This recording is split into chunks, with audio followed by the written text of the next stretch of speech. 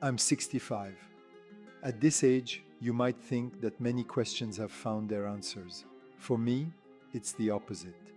The further I go, the more questions there are, including this one. What is a successful life? Is it what we have accomplished? What we have built, the summits reached, the trials crossed, the people loved, the failures?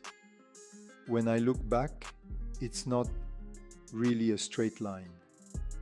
I see doors, some that I chose, some that opened almost by chance, some that I would have preferred never to have crossed, and a few that I didn't even know existed. Other doors led me elsewhere, to write, to create, to defend, to undertake, to accompany women and men in important moments of their lives, to try to understand why we react as we do, why we suffer, why we start over, why we change, and why, sometimes, despite all we hope to know, life places us before the immensity of our ignorance. I have had immense luck meeting this humanity, so different, so contradictory, so fragile, and so extraordinary.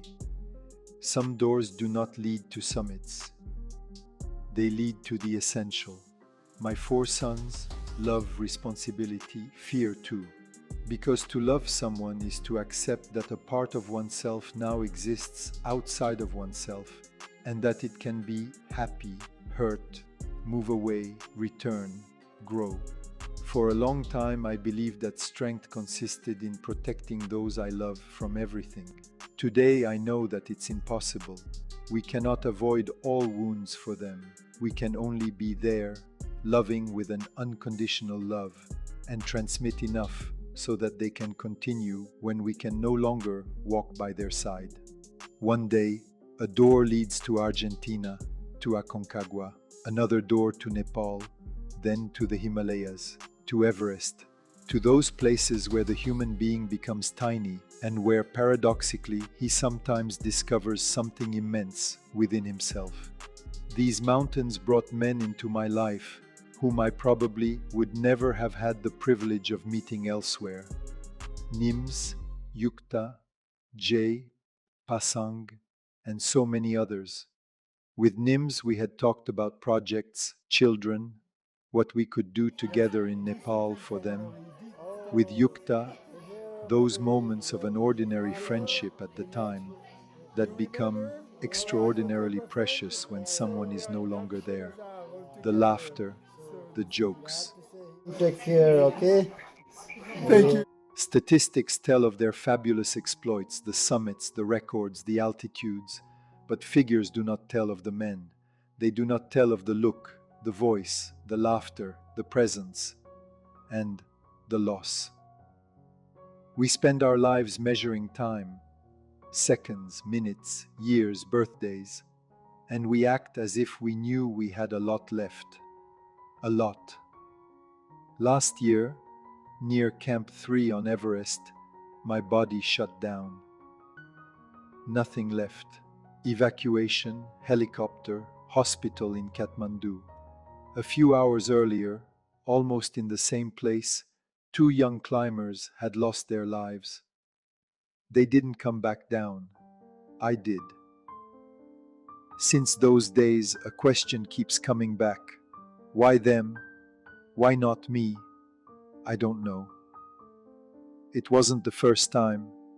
Between 3 and 9 months old, I spent nearly 6 months isolated in a sterile room, fed by a tube. I obviously have no memory of it, but that baby might not have survived. Yet, he had that chance and was able to become the father of 4 boys. My mother, on the other hand, died at 49 from the consequences of her smoking. Why do some stay and others leave? I still don't know.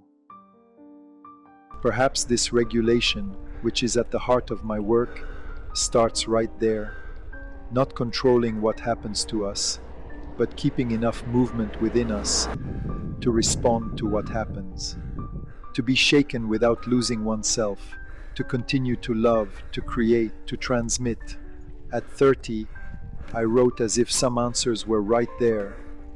At 65, I have learned to accept living with more questions.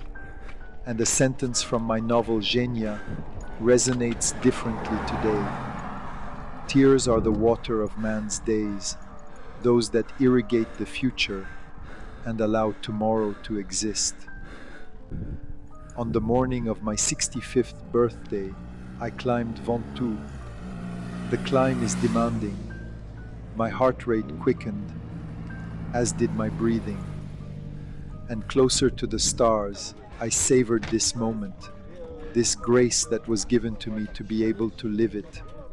I don't know how many doors I have left to open, but I know that friendly faces await me behind them.